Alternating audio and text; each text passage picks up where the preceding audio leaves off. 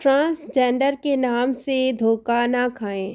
وہ 4 شہر تھے، آبادی تقریباً 10 لاکھ کے قریب تھی۔ صبح کا وقت تھا، وہ سب اپنے اپنے کام کاج میں مصروف تھے۔ اچانک ہلکی سی گڑگڑاہٹ کی آواز پیدا ہونے لگی اور زمین ہلنے لگی۔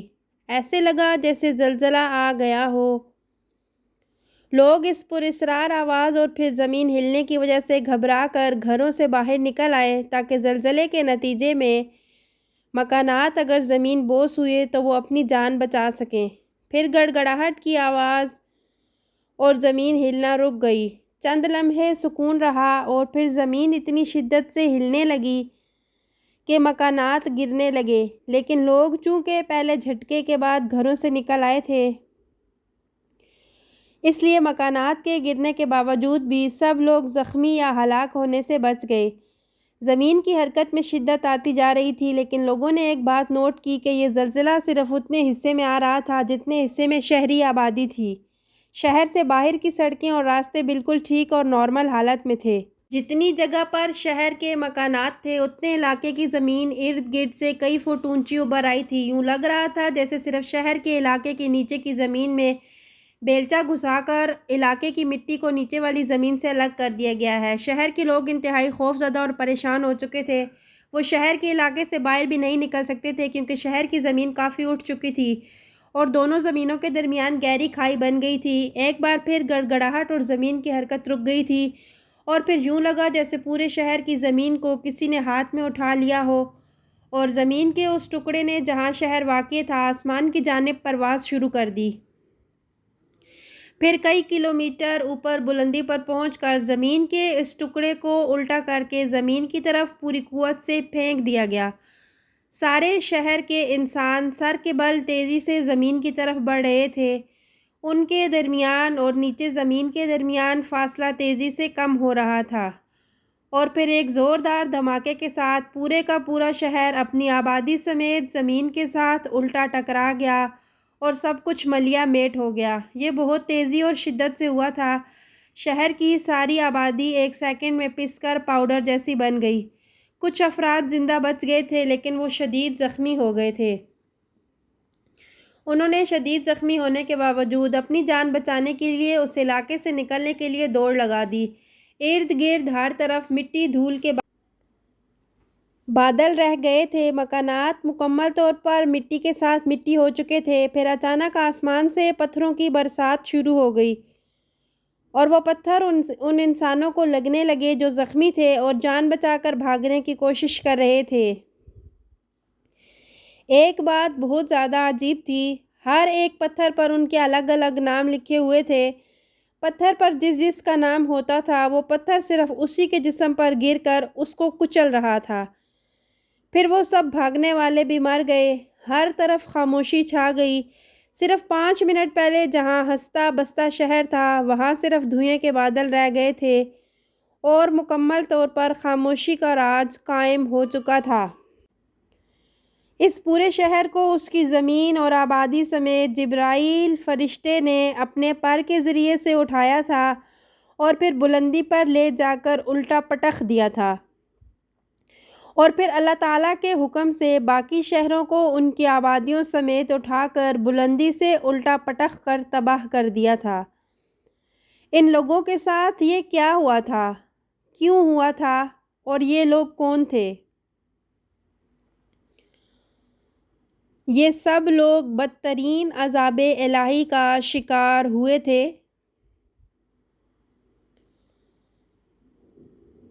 یہ سب حضرت لوط علیہ السلام کی قوم سے تعلق رکھتے تھے۔ یہ سب ایک ایسے گناہ کے عادی تھے جو انتہائی بدترین فعل تھا۔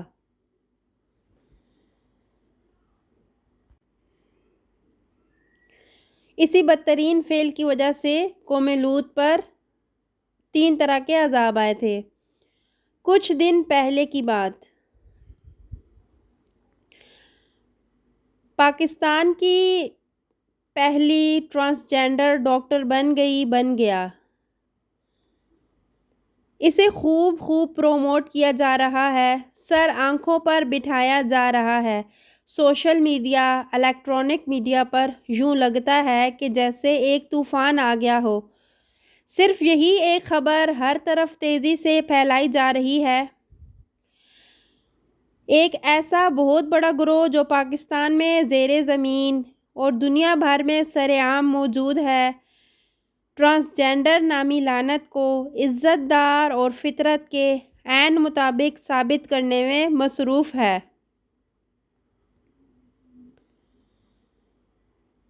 یہ ٹرانسجینڈر کون ہے؟ یہ ایک مکمل مرد، جسمانی طور پر اس کے اندر کوئی نقص نہیں تھا، شادی کرنے اور اولاد پیدا کرنے کی صلاحیت سے مالا مال تھا، لیکن اس کے اندر نفسیاتی طور پر ایسی خرابی پیدا ہو گئی تھی کہ یہ لڑکیوں کی طرح ناز و ادا دکھانے لگا۔ یہ لڑکی تو نہیں تھا، لیکن اس نے خود کو لڑکی تصور کر لیا۔ اس کے اندر ہم جنس پرستی کی علت پیدا ہو گئی تھی۔ پاکستان میں سن 2018 میں ایک قانون پاس ہوا تھا جس کے تحت ایسے لوگ جو مرد ہونے کے باوجود خود کو عورت سمجھتے ہیں یا عورت خود کو مرد سمجھتی ہے، وہ خود کو اپنی من پسند جنس کے طور پر پیش کر سکتے ہیں۔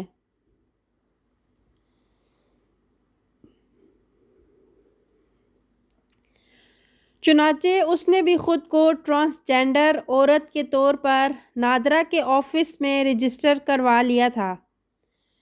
اب یہ جسمانی طور پر مرد خود کو ذہنی طور پر عورت ثابت کر کے ٹرانسجینڈر بن چکا،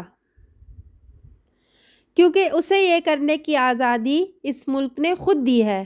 اگرچہ وہ مرد ہے، لیکن اگر صرف ذہنی طور پر خود کو وہ عورت سمجھتا ہے تو اسے خود کو عورت کے طور پر شو کرنے کے سبھی حقوق ملنے چاہیے۔ یہ جسمانی طور پر نارمل مرد تو ہوتا ہے، اسے کاغذات میں ٹرانسجینڈر عورت کے طور پر سمجھا جائے گا۔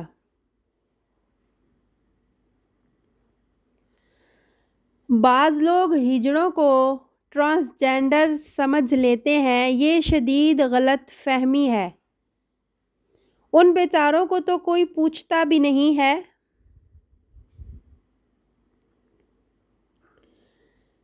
انہیں ہجڑا کہلانے کے لیے کسی قانون کی ضرورت نہیں۔ وہ تو جسمانی طور پر ہی ادھورے ہیں، نامکمل ہیں۔ انہیں تو سپریم کورٹ الگ شناخت دے چکی ہے۔ یہ قانون ہجڑوں کے لیے نہیں بلکہ جسمانی طور پر نارمل مرد عورتوں کے لیے بنایا گیا ہے۔ یہ قانون جسمانی طور پر نارمل لیکن ذہنی طور پر نفسیاتی مریضوں کے لیے بنایا گیا ہے۔ پاکستان کے سبھی ڈاکٹر چیخ کر کہہ رہے ہیں کہ اس قسم کے نفسیاتی افراد کا مکمل علاج موجود ہے۔ وہ دوبارہ ذہنی طور پر نارمل ہو سکتے ہیں، تو پھر انہیں ہم جنس پرستی کی طرف راغب کیوں کریں اور انہیں اس کی طرف راغب کیوں کیا جا رہا ہے؟ یہ نئے بننے والے قانون کی مہربانی ہے کہ جسمانی طور پر مکمل مرد خود کو عورت قرار دے کر کسی دوسرے مرد کے ساتھ شادی کر کے ہم جنس پرستی کی زندگی گزار سکتے ہیں۔ ایسا قانون حضرت لوط علیہ السلام کی اس قوم کے اندر بھی نہیں بن سکا تھا جسے اس گناہ کی پاداش میں بدترین عذاب کا نشانہ بنا کر روئے زمین سے اس کا وجود ہی مٹا دیا گیا تھا۔ یہ عذاب الہی کو دعوت دینے کی کوشش کی جا رہی ہے۔ یاد رکھیے، اس قانون کے ذریعے ہم جنس پرستی جیسے عظیم گناہ کو پاکستان جیسی مسلمان ریاست میں جائز قرار دے دیا گیا ہے، اور سبھی پاکستانی یا تو لا علمی کی وجہ سے خاموش ہیں یا پھر جبراً خاموش کروا دیے گئے ہیں۔ ان ہم جنس پرستوں کے لیے آسانی پیدا کر دی گئی ہے کہ جس طرح چاہیں یہ اپنے من پسند گناہ کا سلسلہ جاری رکھ سکتے ہیں۔ حضرت لوط علیہ السلام کی قوم میں کچھ لوگ ایسے تھے جو اس گناہ سے شدید نفرت کیا کرتے تھے۔ وہ لوگ آواز بھی اٹھاتے تھے، شور بھی مچاتے ہوں گے، احتجاج بھی کرتے ہوں گے، کمزور اور کم ہونے کے باوجود اپنے حصے کا کام کرتے ہوں گے۔ اللہ تعالیٰ نے انہیں اس عذاب سے بچا لیا۔ وہ دنیا اور آخرت میں بھی اللہ کی پکڑ سے بچ گئے اور جنت میں اپنا گھر بنا چکے تھے۔ فتنوں کے لحاظ سے یہ بہت مشکل ترین وقت ہے۔ اب حق کی آواز بلند کرنا ناممکن بنا دیا گیا ہے۔ اس گناہ کا سب میڈیا والوں کو علم ہے، لیکن انہیں روزی روٹی کے شکنجے میں اس طرح جکڑ دیا گیا ہے کہ ان کی روحیں بھی قید ہو گئی ہیں، ضمیر مر گئے ہیں، آواز نہیں اٹھا سکتے۔ نبی کریم صلی اللہ علیہ وسلم کا فرمان ہے کہ گناہ کے خلاف زبانی کلامی آواز اٹھانے والوں کا ایمان دل میں برا کہنے والوں سے ایک درجہ اوپر کا ہوتا ہے۔ میں کوشش کرتا رہوں گا کہ اپنے آپ کو ایمان کے اس درجے پر لازمی قائم رکھوں جس میں صرف دل میں برائی کو برا نہ کہا جاتا ہو بلکہ برائی کے خلاف آواز بلند کی جاتی ہو۔ یاد رکھیے اور کسی غلط فہمی میں مت رہیے کہ عذاب صرف پرانی قوموں پر ہی آیا کرتا تھا، پتھر صرف انہی پر برستے تھے، چہرے صرف انہی کے مسخ ہوتے تھے۔ نہیں، ایسا نہیں ہے، یہ شدید غلط فہمی ہے۔ نبی کریم صلی اللہ علیہ وسلم نے ایک حدیث میں ارشاد فرمایا ہے کہ جب گناہوں کا یہ عالم ہوگا تو انتظار کرو تیز آندھیوں کا، آسمان سے پتھروں کے برسنے کا، چہرے مسخ ہونے کا اور زمین میں دھنسائے جانے کا۔ اللہ تعالیٰ ہمیں اپنے حصے کا کام کرنے کی توفیق اور ہمت عطا فرمائے، آمین، اور مسلمانوں کو ٹرانسجینڈر جیسی لعنت سے دور رکھے۔